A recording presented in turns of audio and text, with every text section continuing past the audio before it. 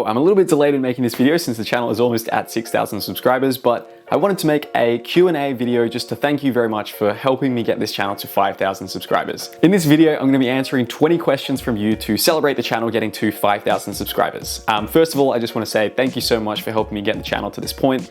I've really enjoyed the last few months of putting in a lot more effort into the videos on here, and just seeing the kind of growth that's come from that has been really awesome. And it's been great to kind of read your comments saying how this has been helping with your writing and everything. So hopefully that growth continues in the future, and we're doing this again very soon for 10,000 and beyond subscriber counts. All right, let's get into the 20 questions. I'll also timestamp to them in the description down below, so you can skip around if you want. First question from Harva, who asks, what would you say is your greatest strength as a fantasy writer out of the main categories of world building, plot, and characters? Which do you find especially challenging? World building, hands down, is the easiest part for me. I find it comes really naturally to create these new fantasy worlds. And I think the place it probably comes from is I used to be an architect back in the day. So this whole idea of kind of creating buildings, places that don't exist, and then bringing them into reality, that's very natural to me. And looking through kind of reader reviews for my books, that's probably the thing that gets the most number of comments and the most praise from,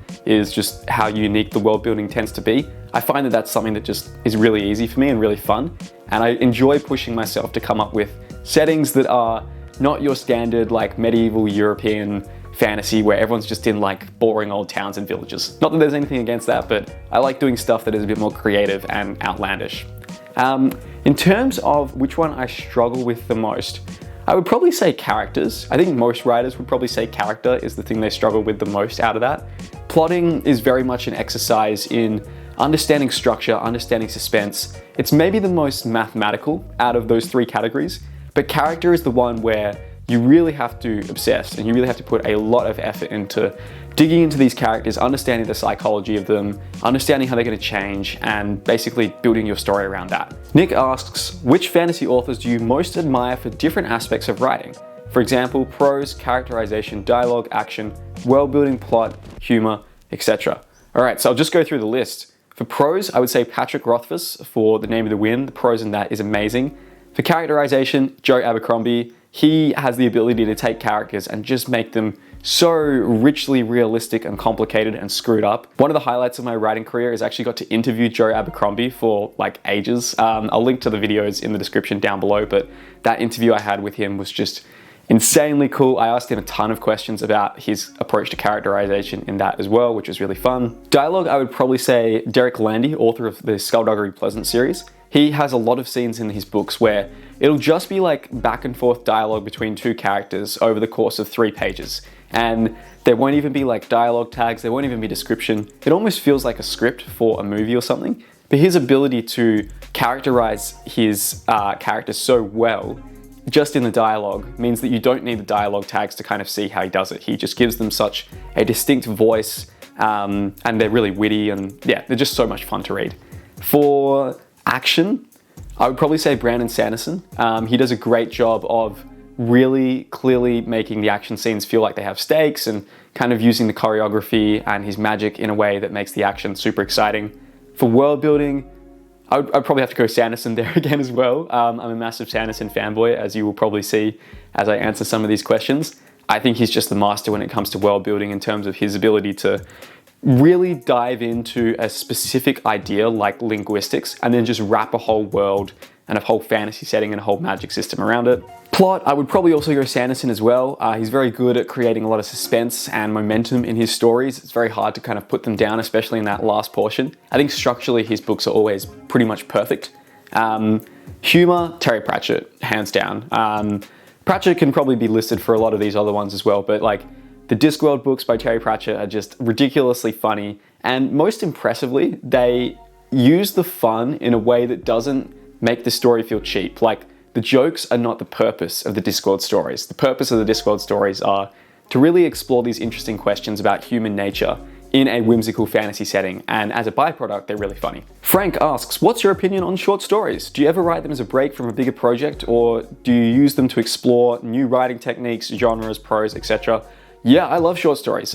Usually I always write a short story in between my novels. And for all of my published novels so far, I actually have a companion short story that goes along with them that is either like a prequel following a character before the story, or it's sort of like set in the same world. You can actually read those for free on my website if you want to check them out. So I've got The Language of Lies, which is the prequel to Across the Broken Stars. I've got Sailor's Gambit, which is the prequel to The Thunder Heist. And then I've also got Ascendant Flames, which is the prequel to Fires of the Dead. In the case of these short stories, I've kind of used them as a bit of a marketing tool. So, I give the short stories away for free, and it's a way for people to hopefully sign up for my email newsletter and then maybe go on to read the full-length story as well. That's something I can probably dive into more detail in future videos if you're curious about it.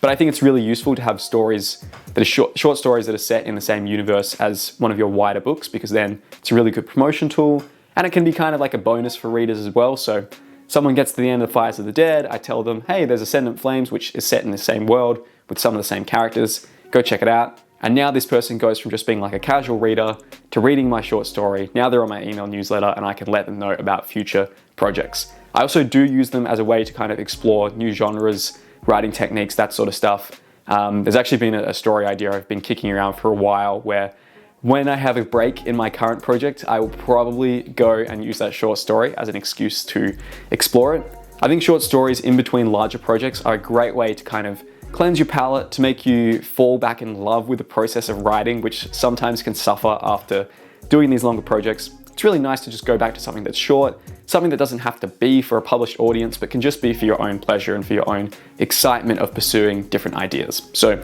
really, really love short stories. Especially as writers starting out, I think it's a good idea if you're a new author to just write a ton of short stories, get feedback, try to get them published. I actually talked about that in my video about how to achieve your writing goals in 2023, just because the feedback loop with writing a short story and getting feedback is so much quicker than writing a massive novel and then getting feedback on that. Bad Wolf asks, how valuable is it to have a website or blog up and running before you've actually finished a full book? Is it useful to start getting word out about your writing, or just a lot of work which distracts from the actual writing?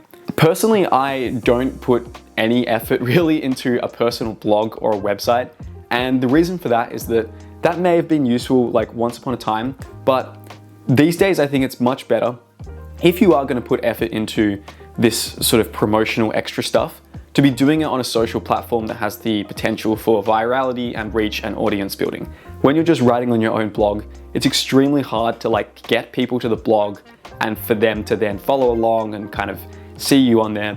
I think it's a better approach to kind of start on platforms where there is already a crowd. So for example, on YouTube, there is already a crowd of fantasy readers, fantasy writers, and you can plug into that crowd to kind of grow your audience, grow your following. And then once you've developed a following on there, you can kind of move people across to your website and to your email newsletter, which is probably the most important thing as a writer in terms of your direct relationship with your audience that isn't controlled by YouTube or Facebook or Instagram or whatever other social platform you're on. Now, that doesn't really answer the wider question here, which is, when I'm writing my first book, should I be putting effort into this stuff? Honestly, this is kind of a tough question to answer because for me personally, I did, like I was doing stuff on my blog. I was like writing articles and that sort of thing and trying to build an audience through that before I released my first book. I had a podcast as well. Podcasts, I would say, are really good as well. Was that worthwhile? I think for me, yes, it was worthwhile, but it only came after like several years of working on the writing. So I would advise that if you are just starting out with writing, maybe this has been the first couple of months for you and you're not quite like solid and locked into your writing habits and you maybe don't feel like you have enough time to write, then I would say you just need to focus on the writing. You really just need to be making that the priority. You need to get that to the point where you are able to consistently be producing stories that you're proud of. Once you're at that point, that's when you can maybe start to think about the actual process of audience building. And I think a really good place that a lot of authors can start is by doing podcasts where you can interview other authors and kind of like grow a following that way. That's pretty much what I did with the Novel Analyst podcast back in the day. And also I think it's pretty underrated to be doing like book reviews on YouTube as well, particularly if you are doing it for a very specific genre that you're also writing in. That's an easy way to kind of build up a following within that genre. And then when you are releasing your book, you can kind of tell people about that. But I think for most people, it is a good idea to focus on just writing the book. And then if you feel like you're comfortable with your writing process and your habits and you're making good progress there, that's when you can maybe think about dipping into platforms that have social reach, that are, you know, platforms like YouTube or podcasts, stuff where people already are and you can go and get to the crowd. I would probably not say that a blog is super useful. I don't really know too many authors that have been successful off the back of blogs in sort of the modern era. Definitely back in the day, it was useful. I have known a lot more authors that have been successful from podcasts or other things like that. A really good book that sort of talks about this is this book here, The Art and Business of Online Writing by Nicholas Cole. I read it recently and it's probably like one of the guides I would strongly recommend picking up if you are kind of a new author and you are wondering about these questions of audience building and that sort of thing. I'll link to it down below. A Maiden of Prose asks, congrats on the 5,000 subscribers. Thank you. Okay, my question is, what advice would you give new writers who might be struggling with self-doubt as they begin to grow in their writing and their plans for their writing? I would say that the key thing here is that you are right to have self-doubt as a new writer, because there is a lot of stories, a lot of books, a lot of movies and stuff out there that people could be watching. And for you to think that just instantly off the bat, you're going to be producing something that people should be willing to like fork over 20 bucks and 10 hours of their time to read, and you're going to be able to do that like straight away in the first couple of weeks of writing, I think that is foolish. I think what you need to do instead is that rather than have me sit here and say, oh, you shouldn't like doubt yourself at all, like everyone wants to read your story, you simply need to generate evidence to overwhelm your self-doubt. There's a really good saying by Alex Hormozy where he basically says that you should outwork your self-doubt. This isn't about, you know, doing affirmations to make you overcome your self-doubt or anything like that. It's gathering the evidence that you have the capacity to write great stories that people want to read, and then just the evidence from the world and the world responding to your stories will eliminate your self-doubt eventually in time. So it's extremely natural to have self-doubt at the start.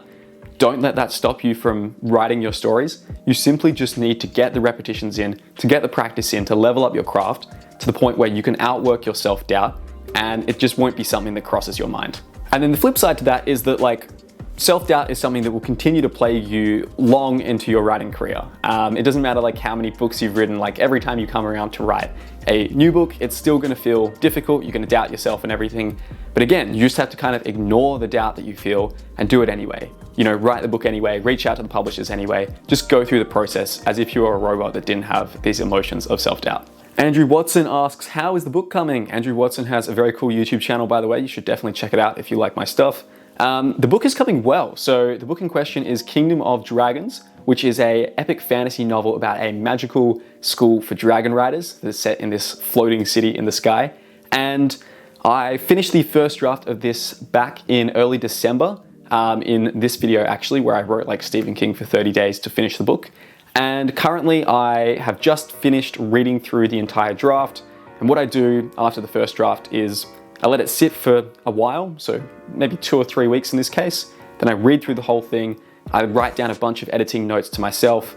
In the case of this book, the first draft was about 160,000 words. I wrote down almost 20,000 words worth of editing notes, which is pretty standard, a pretty standard ratio for me.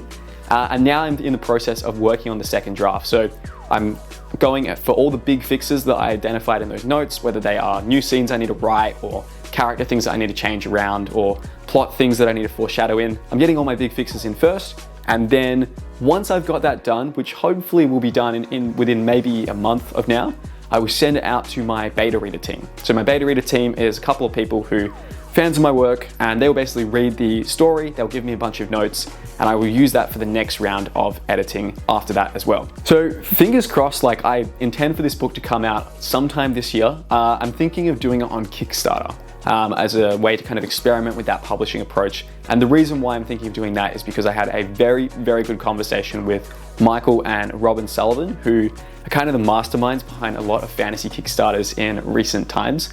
I'll link to that discussion I had with them in the description down below. Basically, it's what convinced me that I should experiment with Kickstarter for this book.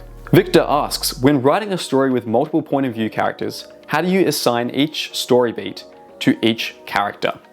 This is a very, very good question. My usual rule of thumb is whoever has the most stakes in that chapter should be the one from whose point of view I want to see the story.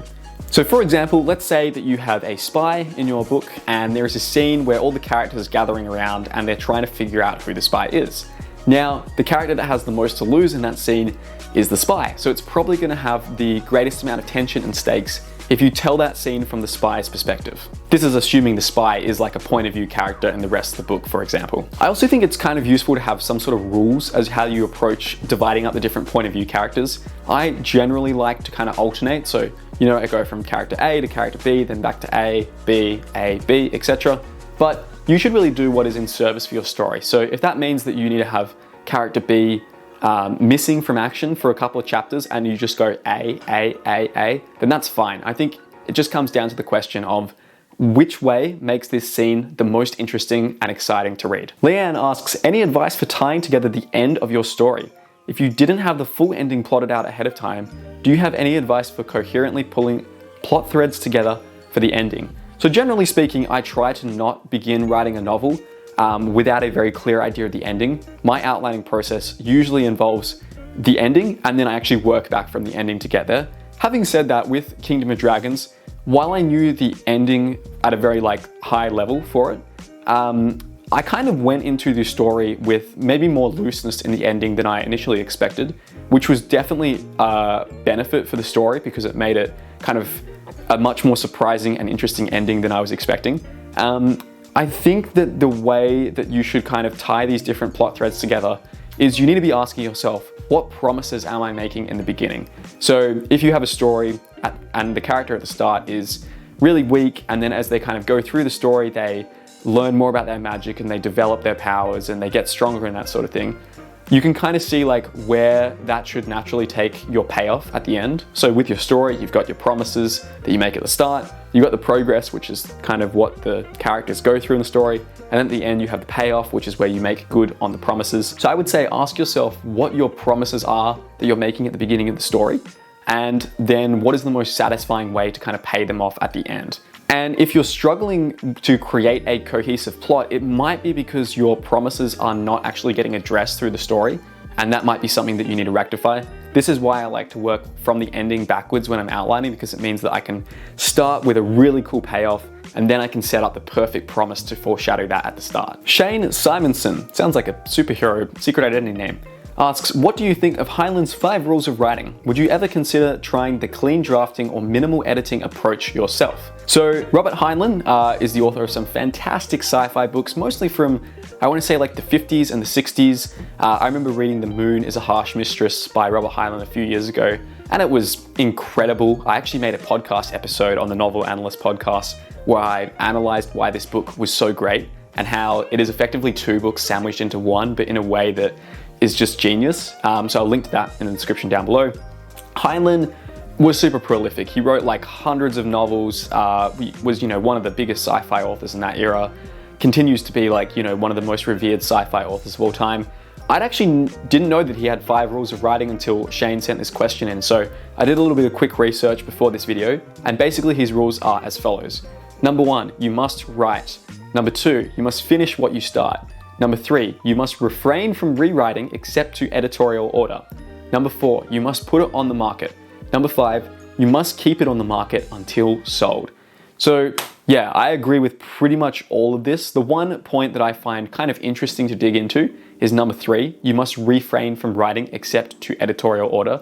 I think what he's kind of getting at here is not that you shouldn't do any editing, although maybe that's literally what his approach was. And Shane was actually asking if I would consider trying the kind of clean drafting and minimal editing approach myself. I think what he's kind of getting at there is that you shouldn't endlessly tinker with your novel because you're never going to reach perfection. There is no such thing as a finished book, only a book that is taken away from you or that you voluntarily decide to abandon. So with your editing, you really want to get it as close as you can, but then it is important to once it's at that point, try to get it published, start working on the next thing and progress with that, because there are too many people, I think, who work on their books for decades and they're working just on one book for ages and ages and ages, and they would grow a lot more as a writer if they were willing to stop working on that book and then go on to something else. And that was my experience. My very first book, I spent years writing, rewriting and editing it, and eventually I realized I needed to move on. I moved on to something else, and it was so easy compared to it. The story flowed really, really well.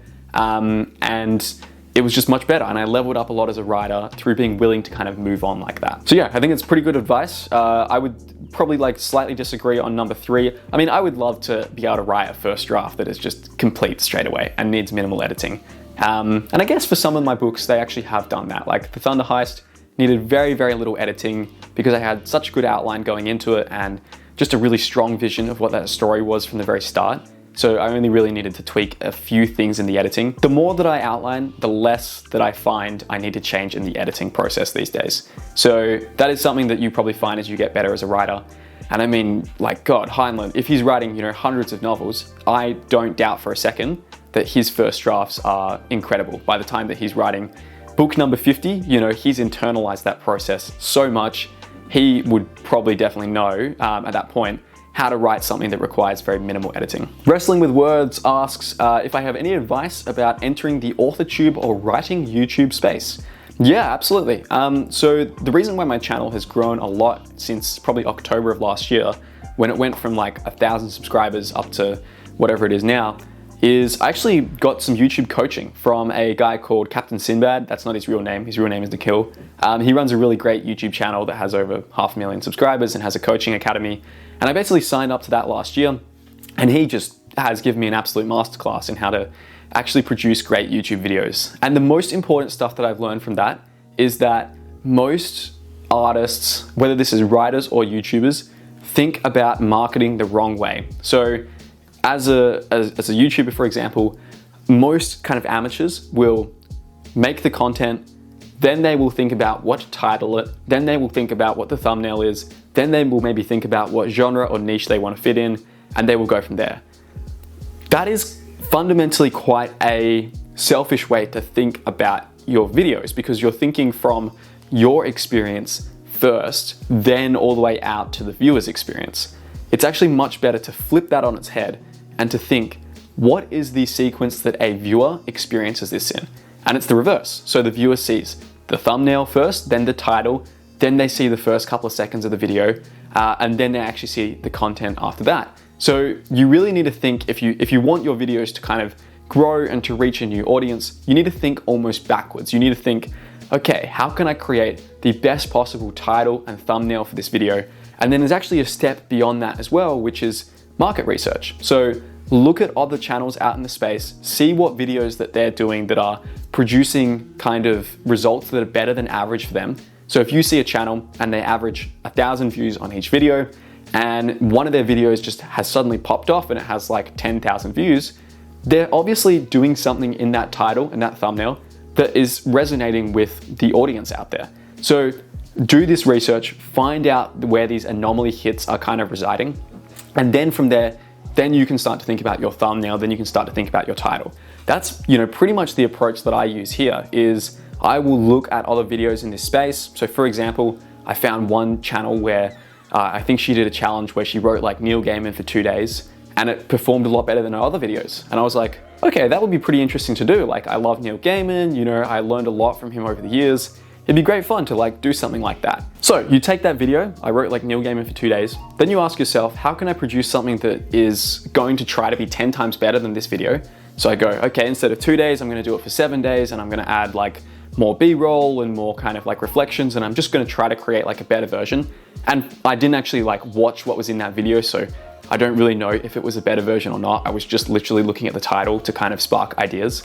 And then once you've got that idea, then you create like the perfect thumbnail, the perfect title for it. And with titles and thumbnails, like I spent a ridiculous amount of time on it. Most people just slap together like a thumbnail and a title last minute, but for me, if I can't think of a good title and thumbnail combination, I probably won't make the video. And I think that's what's really allowed the channel to kind of grow a lot over the last few months, and to make sure that I'm creating videos that really resonate with you as an audience. Honestly, I could go off about YouTube for way longer than that, but those are the basics. I would say don't worry about gear when you're starting out. Just worry about doing the basics of market researching to find anomaly topics that you would also be interested in that are also within your genre. Then create like the best possible title and thumbnail to capture that. And only then start experimenting with different formats. Formats are really important. A lot of people just try the same format over and over again, whether that's like, you know, a podcast interview or whatever.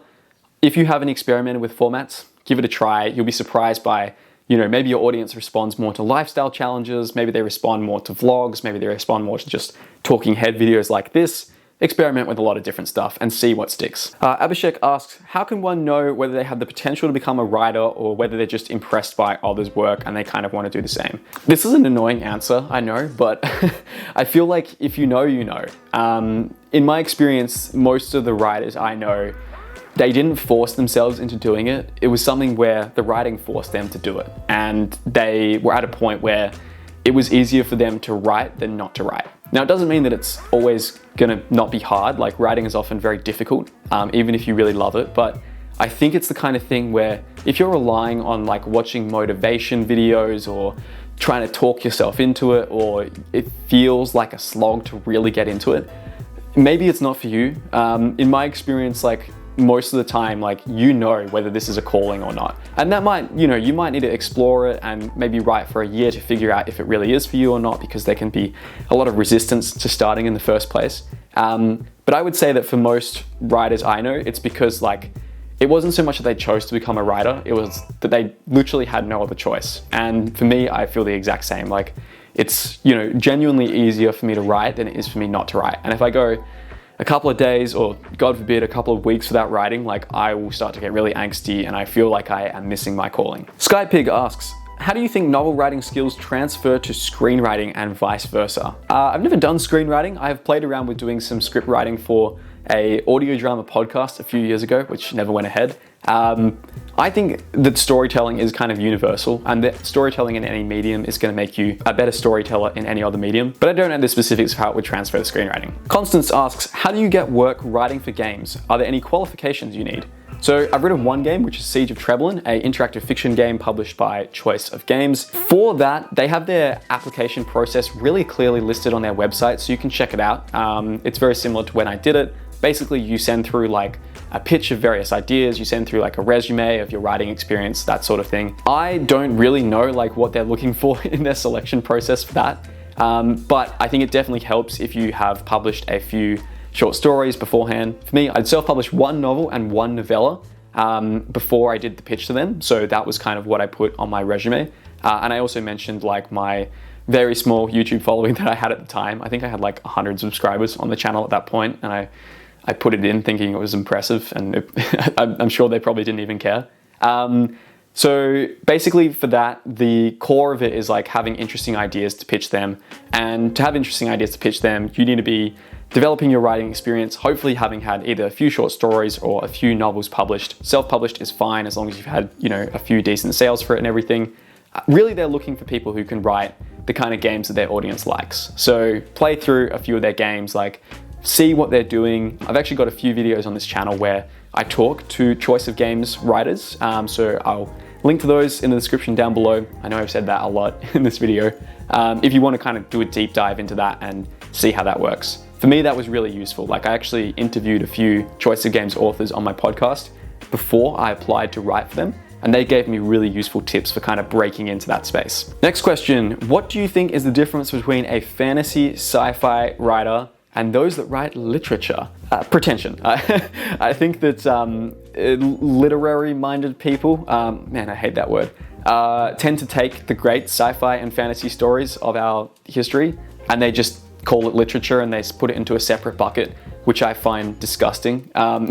You know, there's not many like literature people who wouldn't say that like Slaughterhouse-5 or Fahrenheit 451, they would say that those books are like, you know, the heights of literature. And I would say, great, that's, you know, for Fahrenheit 451, that's a sci-fi book. For Slaughterhouse-5, that's a fantasy book. It's about a guy who can like time travel. Like, how much more fantasy do you want to get? Really kind of annoys me when you have people who take books that are like fantasy and sci-fi and they just like say, oh, it's really good, so we're going to pull it out of that bucket and put it in the literature bucket instead. That's garbage to me. I think what's great about fantasy is that you can write literally any type of story you want. You can write a romance, you can write an adventure, you can write a crime story, you can write a thriller, and you can just also like have dragons in there as well. And also, like, on a bigger note here, like, let's get real. All stories are made up. All stories are fantasy in a sense. Like, you know, a literary story is not any more real than a fantasy story. They're all stories, they're all fake. So it annoys me when people try to put kind of literary stories above other fantasy stories as well. And that's not to say that I look down on books that are classed as literature, like Great Gatsby, one of my favorite books of all time. I've read that like 5 or 6 times. It's great. Miss Dragon asks, what's the best way to join or get involved with a local writing community? Do you need to have friends who are also writers? No, you absolutely do not. The only thing you need to be a writer is to write. That's it. I experimented with this a little bit when I was kind of starting out as a writer. There was actually a writing group at my university, and I will never forget going into that group, and we had like a little writing session at the start, just 10 minutes. I wrote a story. It was like this fantasy story about this assassin. And I remember at the end of it kind of sharing it with other people in the group. And then one of the guys was saying like, oh, that's really great that you like know all the fantasy story stuff, because it means that you can like subvert it and like challenge that genre when you're writing about it. And I kind of just thought in the back of my head, because everyone else in the group was like very literary types, going back to my previous answer. I was like, why would I want to like destroy something that I love? Like, I love the fantasy genre and all of its trappings. Like, I'm not that interested in tearing it down or whatever. And that's not to say that there aren't great books that do that. Like Discworld is an awesome example. But the point being there is that like writing groups are a real hit and miss in my experience. I have never really had a writing group. It's not been something that's been super useful for me. In terms of like having friends that are also writers, yeah, I did have a couple of people starting out who were also dabbling with their writing, probably not as seriously as me, but it was useful to be able to bounce like ideas off them and everything. Yeah, I don't think it's hugely important. These days, like I do have a lot more people who I know who are, you know, fellow writers, or they're kind of earlier on in their writing journey. And it is nice to be able to share that process with them, but it's very much not important. I think with the internet as well, like you can find people to give you feedback on your stories on the internet. Like I've mentioned it before, but Critique Circle is something I used a lot back in the day. Basically, you can, you know, put your story up on there, get feedback. Really useful way to kind of get the same benefit without necessarily needing to have people there in person. Okay, just had to change the battery in the camera, but I am back after a little bit of a break. Resuming with the questions. Natty C asks, what are your thoughts and opinions on writing software such as Scrivener? Helpful tool or waste of money? If you use any, do you have a favorite and why? Yeah, so I have used Scrivener in the past. I used it to write Across the Broken Stars. I think I also used it to write Fires of the Dead.